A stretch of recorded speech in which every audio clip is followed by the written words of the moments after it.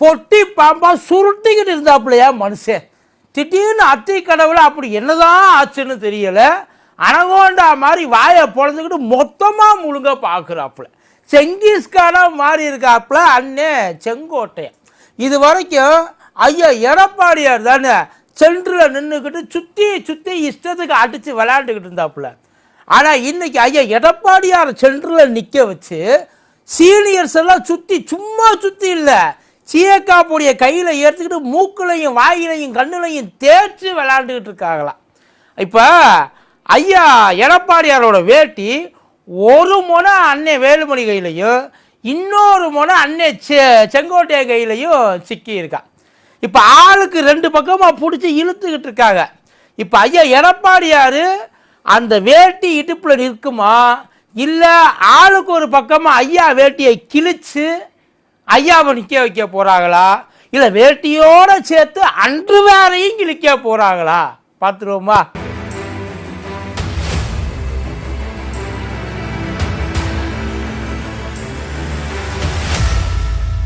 மதியம் நேருக்கு வணக்கம். இது மதியம் தர்பார் கூத்தடி கோப்பி.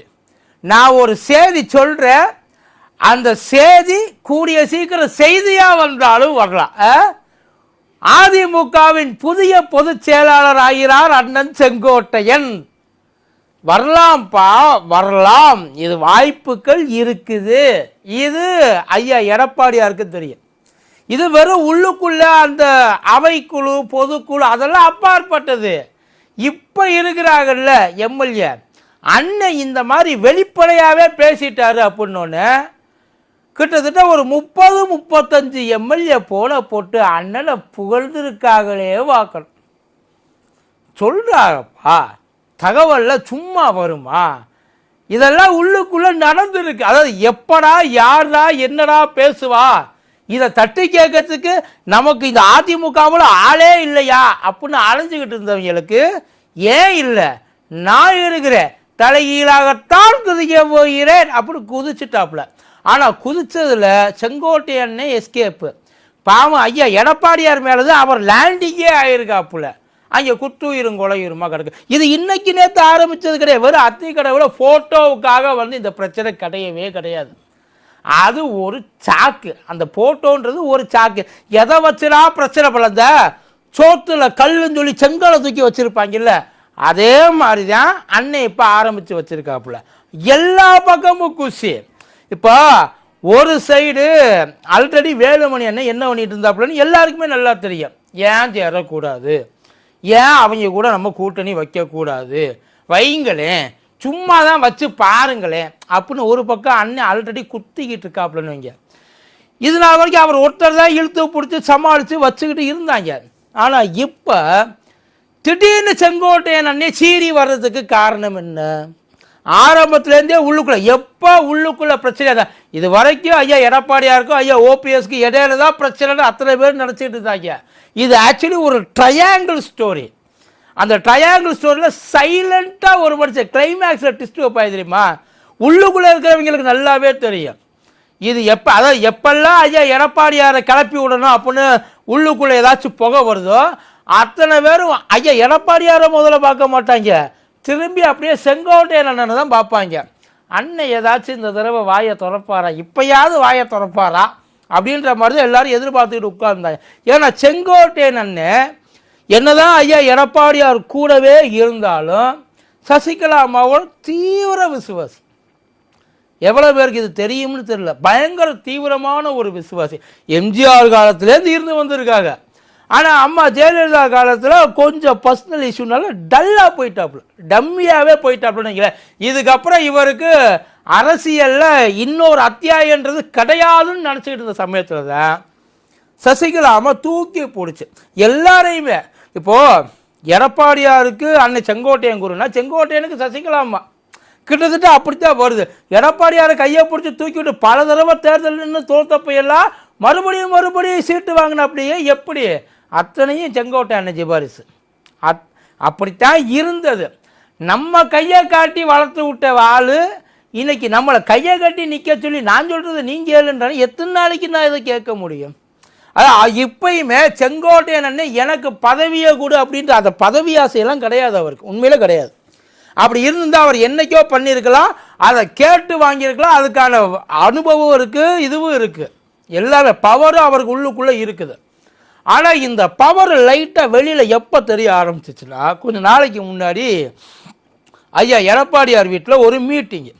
அந்த மீட்டிங்க்கு வழக்கம் போல கேட்டால் இல்லைம்பாங்க, அடித்து சொல்லுவாங்க. அப்படிலாம் நாங்கள் எதுவுமே பேசலையே பாம்பாங்க.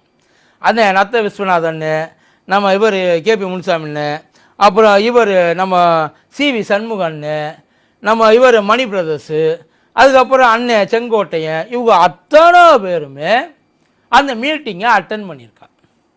அந்த மீட்டிங்கை அட்டன் பண்ணுறப்ப வழக்கம் போல் வேலுமணி எண்ணி அதே பாலை தூக்கி போட்டிருக்கார். என்னென்ன, ஏன் நம்ம பாசக கூட இப்படி சேரக்கூடாது அப்படின்ற மாதிரி போட்டோன்னா, ஏற்கனவே அந்த கட்டுப்பில் உள்ளே இருக்காப்புல. அது எப்போ மீட்டிங்கை போட்டாலும் இந்த ஒரு பேச்சு அடிபடாமல் அங்கே கிடையவே கிடையாதுன்னு வைங்களேன்.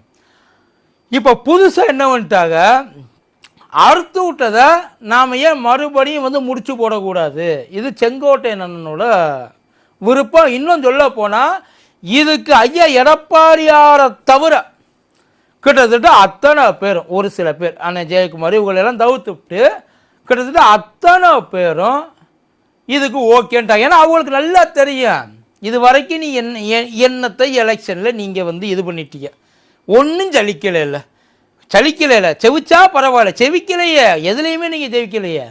அப்படி இருக்கிறப்ப இதை நீங்கள் இழுத்து தான் பாருங்களேன்.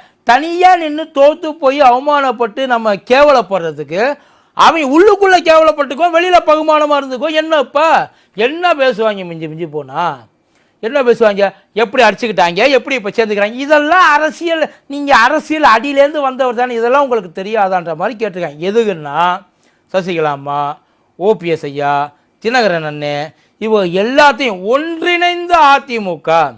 நீ உள்ளே வர்றதுக்கு முன்னாடி அதிமுக ஒரே அதிமுகவாக தான் இருந்துச்சு. ஆனால் என்னைக்கு நீ காலை தூக்கி வச்சு அன்னையிலேருந்து கண்டம் துண்டமாகி கிடக்கு. இந்த ஜெயிலர் படத்தில் வர்ற மாதிரி கலைச்சி போட்டாங்க, கேட்க முடிய மாட்டேங்குது எங்களால். அதனால இதுக்கு நீங்கள் ஒத்துவாங்க அப்படின்னு ஐயாவை ப்ரெஷர் பண்ணியிருக்காங்க. அதில் ஐயாவுக்கு கட்டுப்பாயிடுச்சு. அது அவருக்கு தெரிஞ்சு போச்சு, ஏதோ ஒரு வேளை நமக்காக இவங்க பார்க்குறாங்க, ஆனால் எவன் தான் தெரிய மாட்டேங்குது.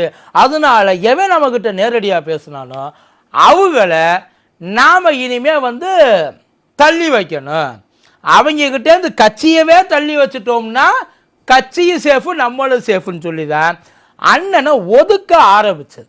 அங்கே ஆரம்பித்த பிரச்சனை கொஞ்சம் கொஞ்சமாக அதுக்கப்புறம் அண்ணனுக்கு புரிய ஆரம்பிக்குது, ரைட்டு நம்மக்கிட்டேயே வேலையை காட்ட ஆரம்பிச்சிட்டாப்புல, இனிமேலும் நம்ம சும்மா இருக்கக்கூடாது, நாம் ஏதாச்சும். அவருக்கு என்னன்னா இப்படியே போச்சுன்னா இல்லாமல் போயிடும். இல்லாமல் போகிறதுக்கு எதுக்கு இவர் கொஞ்சம் கொஞ்சமாக சாவடிக்கிறதுக்கு எதுக்கு நீ ஒன்று ஒரேடியாக சாவடிக்கணும், இல்லாட்டி நல்லா வந்து ஏதாச்சும் செஞ்சு மறுபடியும் பழைய நிலைமைக்கு கொண்டு வரணும். ரெண்டுத்துக்குமே உனக்கு முடியலை, அப்புறம் எதுக்கு நீ இருக்க, சும்மா தள்ளுன்னு எவ்வளோ நாளைக்கு தள்ளுவ அப்படின்னு அண்ணனுக்கு நினச்சி அங்கே ஆரம்பித்தது தான். இப்போ ஒரு பக்கம் சசிகலாமா, தினகரன் ஆல்ரெடி சப்போர்ட்டுக்கு வந்துட்டாப்புல, ஏன் இருக்கக்கூடாது, அவருக்கும் தெரியும்ல இதோட பலம் என்னன்ட்டு. ஓபிஎஸ் ஐயா ஒன்றும் இல்லாமல் நடக்கட்டு அடிச்சு கேட்குறா, இதுக்கு தாடா வெயிட் பண்ணிட்டு இருந்தேன் இத்தனை நாளாக நான் கத்துனேன், எவனாச்சு கேட்டியலா போயிடுண்டான்னு சொல்லி எவ்வளோ தூரம் புலம்புனேன், புரண்டு அழுதுனேன், ஒரு வய எனக்கு எவனாச்சும் ஒருத்தேன் பரவாயில்ல, நான் ஆறுதலுக்காவது வந்தியில, அத்தனை பேர் வேடிக்கை தானே பார்த்தியா, இன்னைக்கு பண்ணுங்க. கிட்டத்தட்ட அந்த நிலைமைக்கு தான் இருக்கிறாங்க. இன்னொரு பக்கம் ஐயா எடப்பாடியார பொதுச் செயலாளர் பதவியிலிருந்து ஒத்து வந்தா, அதாவது இது அத்தனைக்கும் பேசி வெறும் ஒன்றிணைந்த அதிமுகவுக்கு மட்டும் கிடையாது, எங்க கூடயும் நீ கூட்டணி வைக்கணும் அப்படின்னு சொல்லி அந்த டீலுக்கு ஒத்து வந்தா ஐயா எடப்பாடியார உள்ள வச்சிருக்குது பொதுச் செயலாளரா. நல்லா கேட்டுங்க, ஒரு வேளை அடம் பிடிச்சான, ஏன்னா ஐயாவை மறட்டுறதுக்குன்னு ஏகப்பட்ட இடங்கள்ல ரைடை விட்டு பார்த்துருக்காங்க. இப்போ இதில் ஏதாச்சும் ஒன்றுக்காச்சும் ஐயா கொஞ்சம் சொணங்குவார், நாம் அந்த நேரத்தில் போய் பேசி எதையாச்சும் வந்து செட் பண்ணிக்கலாம் அப்படின்னு நினச்சாங்க. ஆனால் ஐயா எதுக்குமே சாஞ்சு கொடுக்குற மாதிரி இல்லை. எவனை வேணாலும் நீ தூக்கி உள்ளே போடு, என்கிட்ட மட்டும் வந்துடாத அப்படின்ற மாதிரி. அதுக்கப்புறம் தான் செங்கோட்டையன் இப்படி ஒரு ஸ்டாண்டையே எடுத்ததுன்னு வைங்கல.